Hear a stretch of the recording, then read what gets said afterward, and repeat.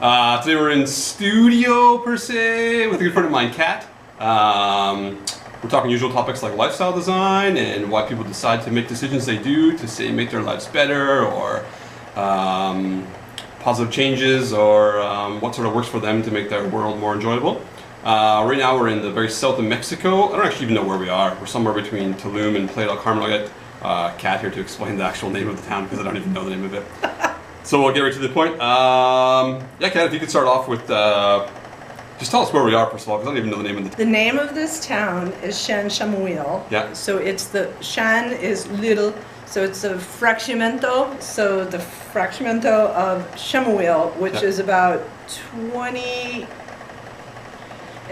Let's just go 6 minutes south of Ojinaga. Okay, got it. Perfect. Yep. So about an hour and a half south by car of Cancun. All right, so jump back into things. Tell us who you are, what you do, and what your favorite drink is. My name is Catherine Crawford. I hail from the great state of Ohio, so O-H-I-O. Give me a O. Woo-hoo. And I moved to 𝗔𝗯𝙀 full-time about 3 years ago because I decided that I needed a lifestyle change. I was not happy with the way I was living. I did not appreciate snow. I've seen more snow than I ever wanted. When I sold my house, I actually left a bow on my snow shovel for the new guy that bought the house. So yeah, and I've always enjoyed the beach, and I've always liked adventure. Like my mom always said to me, Catherine, you're just a difficult child. You've always wanted just a little bit more. And I do. I love adventure. I'm kind of an adrenaline junkie. I've ridden for the junior Olympic team, riding horses, and I played polo. I mean, my resume is long and thick and deep, and I absolutely love an adventure, and I love people. And so I wanted to come down here and meet new people and have an adventure of a lifetime, because you get to go around once. Yep. And I think we've all learned that lesson the hardest way, you know, family members, friends, stuff like that. And so my favorite drink right now is rum, Castillo rum, that I buy here for, right now it's up because it's high season, but when it's low season, 76 pesos a bottle. That's reasonable. Yeah, very. And then I mix it with what I've mixed yours with tonight, or this afternoon, tardes.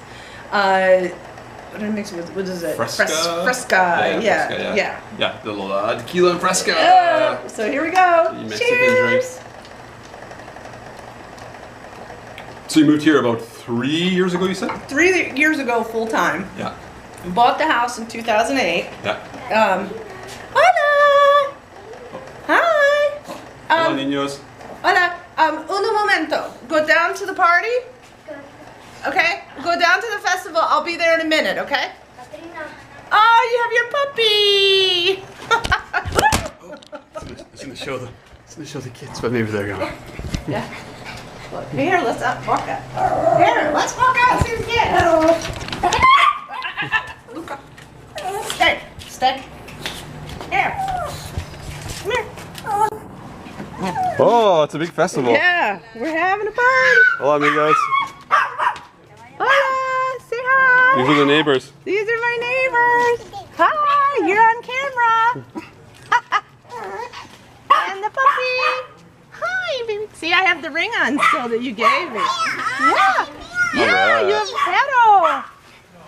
Perrito.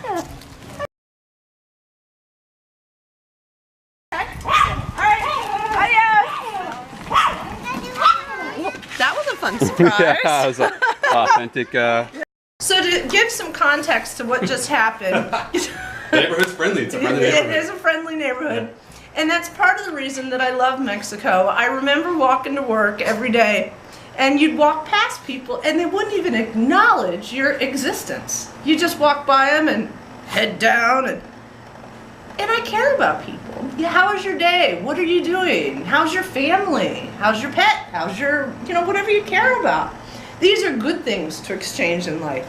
So I went back and I thought about it. I thought, you know, I drive my car into the garage, I go in my house, I don't know my neighbors, I'm not engaging in life. I'm not living, I'm existing. And so my desire was to live rather than just exist. So when I came down here, I was living and I had that feeling, and that's what I wanted. And so when I had the opportunity to make that choice, whether to live or exist, I chose to live. Now, living meant living without a lot of the finer trappings in life, but I'm happy to say I have a toilet seat and hot water. So those are all good things, right?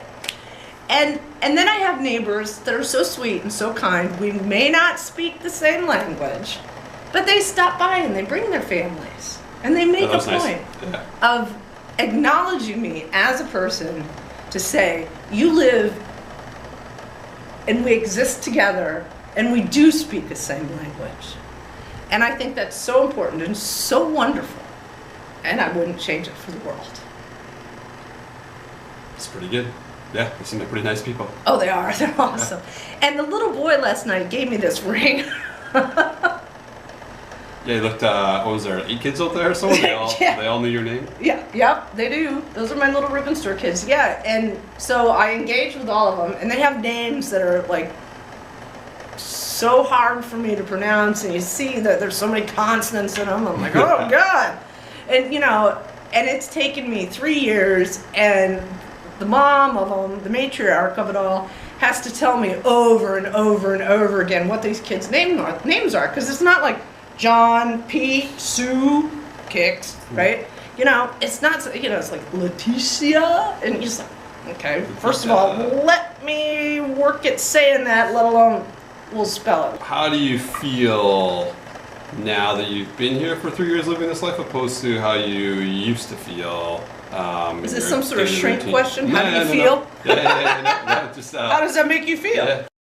No, I think I've become far more tolerant of people, because my background was shaped in northeastern Ohio, so it was very Christian, very, you know, you grow up, you go to college, you get your degree, you get married, you have 2 kids and the white picket fence and a dog and a cat, right? That was called success. Yeah. That was the definition of success. You marry a doctor or a lawyer. I was married to a lawyer. So I had reached the pinnacle of it all. But I was so unhappy. Wait a minute. I should be happy. I have no reason to be unhappy. But I was not being true to myself. I wasn't living my, to quote Oprah Winfrey here, my authentic life. The life that lived in my heart that I was too afraid to explore. So then when I started exploring it, a door opens here, a door opens here, window slams here, you know, and you get strong and you get brave and you get powerful, and then you realize I don't need my hair colored, I don't need my nails done, I don't, you know, all those are ancillary, because what's me is inside of this skin. And once you learn that, then you're free. And that's what I learned here. So where do you place value now? What things are more important that you wouldn't see them before? Definitely my friendships. You live and die by your friends down here, because most of us don't have family down here. So our family becomes our friends. Or maybe I say that the other way. Yeah, that's the right way to say it, right? Yeah, friends become your family? Friends become your family. Yeah. Yep. And once you learn that, then you can be family with anybody in the world. And I think that's one powerful, powerful message for people to understand. And it's just so cool. You can walk up to anybody and go, yeah, my name's Catherine, I'm from Ohio. Sure. Yeah. You know, and people don't go, ooh. Yeah, I'm going to try to speak the language. Okay, you gave it your best shot. And I have screwed it up. Yeah. You know, and you just laugh and you go on. And that's not a problem. And did no one warn you, being an American coming to Mexico, that you probably wouldn't survive, or you'd be shot and killed and murdered and wouldn't make it out of here the first couple months? I could go to New York City and have that happen. Right. Yeah. And that's always the way I've looked at it. Yeah. You know, and I've always tried to be a really happy, generous person. Yeah. And I think there's a thing about karma, and I think if you put out, that's what you get back. Not sexual, but Yeah. Because you can get an STD back. Now we've taken it. Comes It around, goes around, right? But I think if you put out goodness and kindness, then that's what people react to you with. And that's worked for, that recipe has worked for me. And so I'm sticking with it. So if you could tell, say, yourself or proverbial self of 5 years ago, some advice to get you to where you are right now, what would you say to someone who's like, oh my God, I'm sick of delivering the mail and shoveling my snow and miserable, and how do I change what I want to do or do something different? Great question, and I appreciate the question. Something I started to do about 10 years ago was downsizing. Because you don't need half the crap that you live with that you think you need. Mm-hmm. You don't need that new car every year. You don't need it. You need a ride to get from your house to your job and back. And the type of car you drive does not dictate the type of person you are inside. Contrary to the commercials, yes. Right. So don't believe that marketing crap. Your butt can look cute in a Walmart pair of jeans just as cute as it can in a Miss Me pair of jeans, right? You gotta have a cute butt first, I suppose. But, anyways, now I digress, right? And I'm good for that one. But yeah, so I started downsizing. So my personal rule was, if I haven't touched it in a year and it's not seasonal, it goes. I got that same rule. Yep. Nice. That's interesting. And then every year I'd go through my house and my stuff, and I had 3 piles.